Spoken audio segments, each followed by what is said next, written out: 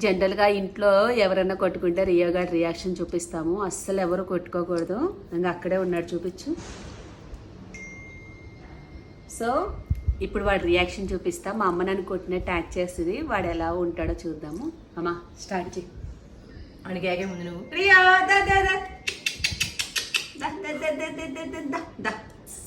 మీ ఇద్దరికి పని పాట లేదా లేదా లేదా లేదా లేదా చూపించా ఏంటి ఏంటి తగులుతే కొడితే నీకేటి కొడితే నీకేటి